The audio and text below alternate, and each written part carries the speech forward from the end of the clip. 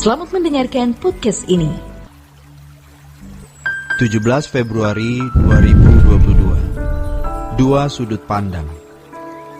Tuhan melindungi orang-orang yang Dia kasihi dengan cara membawanya kepada keadaan sulit, mengalami kesulitan. Melalui hal itu, orang-orang yang dikasihi Tuhan mendapat kemuliaan. Artinya, kehidupannya diubah. Kemuliaan di mata Allah. Ia menjadi seorang yang hanya mengingini Tuhan. Berarti mati bagi dunia dan hidup bagi Allah.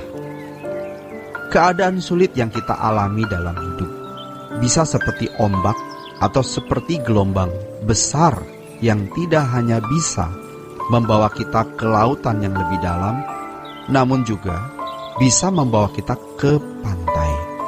Jadi, mestinya dengan berbagai kesulitan hidup yang kita alami, kita sampai pada apa yang juga dialami oleh pemazmur, yaitu mengingini Tuhan saja, berkomitmen untuk hidup suci dan tidak mencintai dunia. Kita harus berani membelenggu, mengikat diri kita dengan komitmen.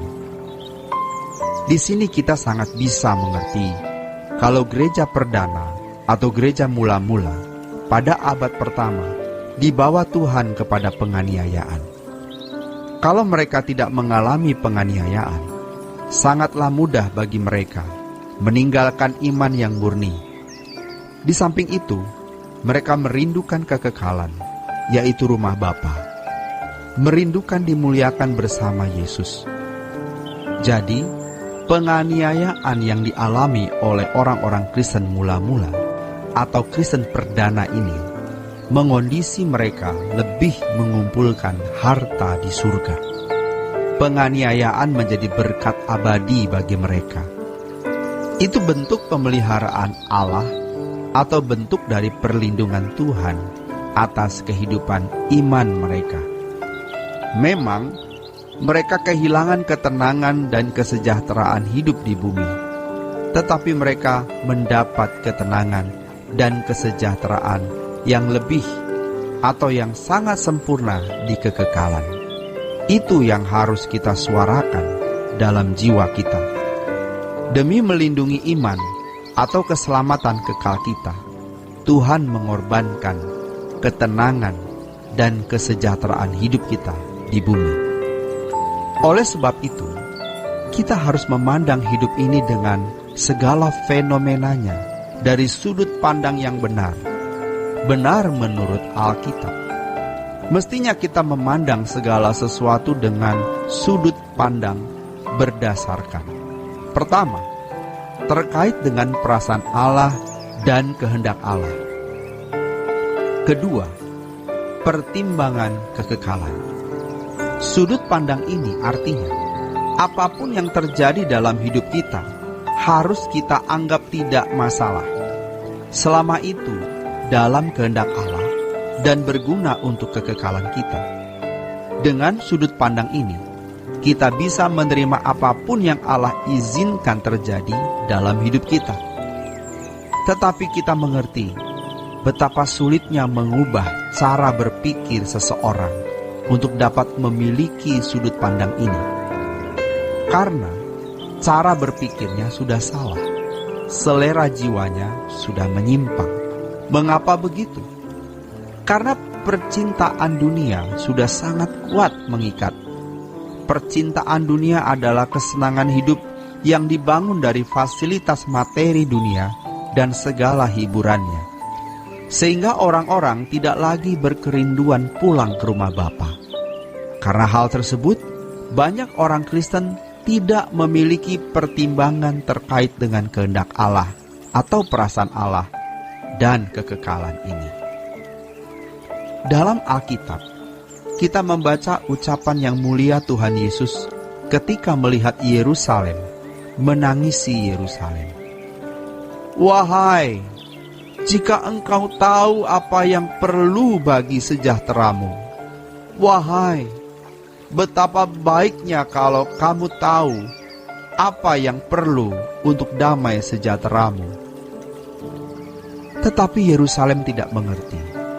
Mereka mengeluh-elukan Tuhan Yesus dengan kata, "Hosana, Hosana!" dengan maksud supaya Yesus memenuhi keinginan mereka, yaitu membebaskan mereka dari perbudakan politik. Padahal Tuhan Yesus mau membebaskan mereka dari perbudakan dosa. Mereka tidak memiliki frekuensi yang sama dengan Tuhan. Maka, jangan sampai kita menjadi orang Kristen yang berbeda frekuensi. Jadi, ketika kita menghadapi kesulitan-kesulitan hidup, kita menemukan ternyata Tuhan memang menghendaki demikian, supaya Ia dapat memperbaiki hidup kita demi kekekalan kita. Jadi, betapa berbahayanya di lingkungan gereja dalam kehidupan para pembicara kalau terjadi pergeseran dari kebenaran firman Tuhan yang seharusnya mengarahkan cara berpikir guna membangun sudut pandang yang benar untuk menjadi orang Kristen sebagai pelaku kehidupan anak Allah, bergeser menjadi nalar yang hanya mengotak-atik Alkitab demi doktrin atau hal-hal yang bersifat doktrin. Namun faktanya, memang telah terjadi hal ini. Kesucian hidup yang seharusnya menjadi pilar hidup kekristenan digantikan dengan persetujuan doktrin. Seakan-akan kalau doktrin yang dimiliki seseorang itu dianggap benar berdasarkan keputusan teolog-teolog yang lebih banyak atau berdasarkan keputusan-keputusan konsili, maka kehidupan Kristianinya benar. Mestinya, otoritas kebenaran adalah Alkitab, bukan pandangan teolog manapun, bukan keputusan konsili manapun, bukan berdasarkan keputusan para teolog dan konsili, melainkan berdasarkan kebenaran Alkitab yang buah kehidupannya bisa dibuktikan hari ini. Dalam hal ini, bukan berarti doktrin tidak perlu. Doktrin harus diselenggarakan dengan cara berpikir seperti ini. Cara berpikir yang membangun sudut pandang yang benar tersebut. Demikian renungan hari ini. Tuhan Yesus memberkati. Sola Gracia.